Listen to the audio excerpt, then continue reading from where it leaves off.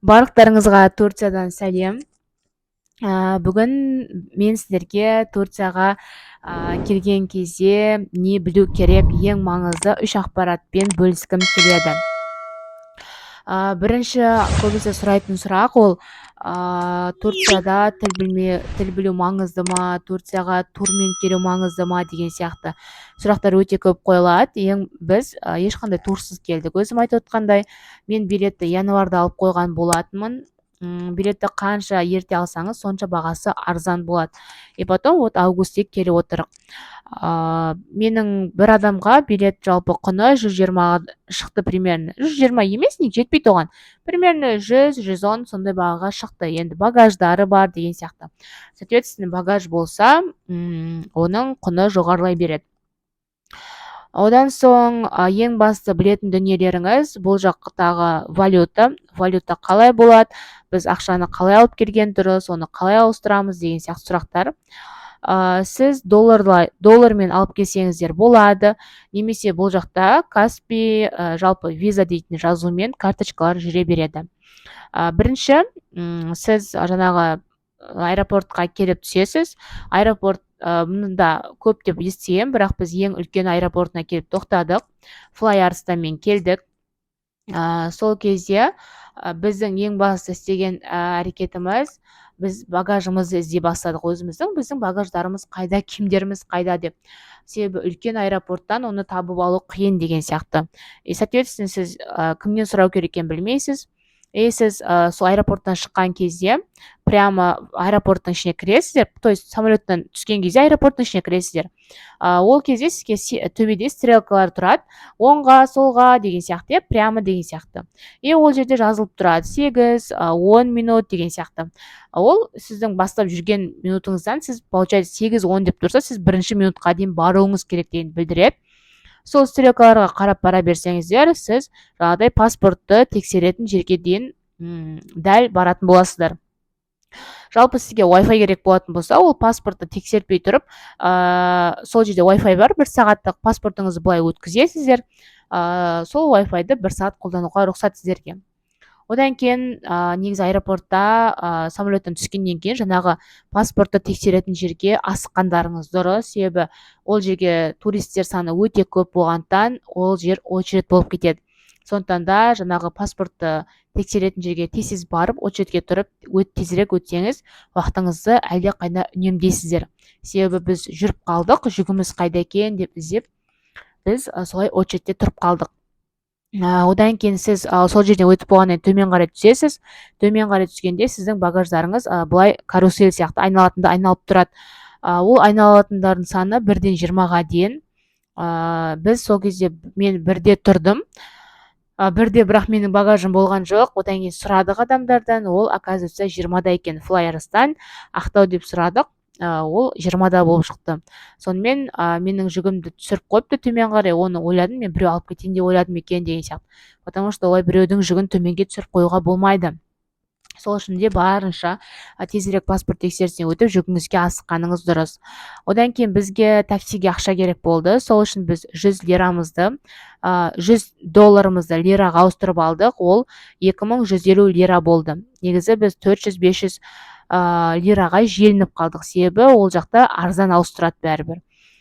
Егер сіздің мелочіңіз болса, 50 долларыңыз болса, онда 50 долларды ауыстырып алуға болады, қалаға жетіп алғанға дейін. Одан кейін біз номер іздеп бастадық. Одан соң бірақ номерлердің бағасы қымбат болды, и біз таксиге отыруымыз керек болды. Таксиге отыратын кезде такси тоже есіктің тұр екен. Қалаға дейін 1 сағат, онда сізге 40 доллар, 50 доллар деп ұсынды, бірақ біз қымбат дедік те сыртқа шығып кеттік. Сыртқа шыққан кезде тоже сары таксилер тоқтатасың, сол жерден тоқтатқанда олар әлде қайда арзанға апарады. 20-25 доллар. Ол примерно 500 лира. Біз солай өзіміздің жататын жерімізге біз Фатихтан алдық отельді. Сол жерге дейін 500 лирамен бардық. Ол өте жақсы, примерно 10 мыңның жобасы. Сол жерде келе жатқан кезде таксист айтты, бізде жолда номер алсаңдар болады деп біз сұрадық, потому что Turkcell дейтін, мына жерде түсіп кетем қазір. Соған барып номер алдық. Ол номердің бағасы 1200 лира болды. Өте қымбат, негізі примерно 20 мыңдай шығады. оның ішінде 20 гигабайт болады. Потом біз қалаға келсек, тарифтардың саны өте көп екен және өте арзан екен. Сондықтан да мен сізге кеңесім, жаңағыдай жолда келе жатырып Түркселге немесе бір аэропортта жүріп номер алудың қажеттілігі жоқ сізге, потому что ол керек емес. Сіз өзіңіздің районыңызға келесіз, жайғасасыз, потом көшеге қарай шықсаңыз, Түрксел дейтін жаңағыдай мобильный телефон сататын жерлер, сондай номер сататын жерлер өте көп, прямо кез келген көшеде, кез келген жерде бар. Сондықтан да олардың бағасы 20 гигабайттың өзі 300-400 лирадан таба аласыздар. Сондықтан да номер алуға асықпаймыз. Асықпай қалаға келіп болған соң өзіміз таңдап жүріп алатын боламыз. Оған ең бастысы сіздің паспортыңыз керек, данныйларыңыз керек, басқа ничего не надо. Одан кейін келіп жайғасып алған соң, төмен қарай түсіп, тамағыңызды ішіп, номеріңізді алсаңыздар болады. Вот мен сізге бүгін айтқым келгені обмен валюта, қалай паспортты тексертеміз, қалай өтеміз, қалай қалаға дейін жетеміз, және номерді қайдан алсақ болады деген сұрақтарыңызға жауап алдыңыздар деп ойлаймын. Себебі мен осы Турцияға келмей тұрып видеоларды қарадым. Ол видеолардың ішінде валюта, обмен валюта қайда тиімді жасаған дұрыс деген сұрақтарға жауап ала алмаған болатынмын. Кстати, сіздерге айтпай кеттім ғой. Осы алдыңыздар ғой жаңағы неден, аэропорттан алдыңыздар сіз валютаны, одан соң қалаға келген соң тоже обмен валюта өте көп. Қазір лира ол $100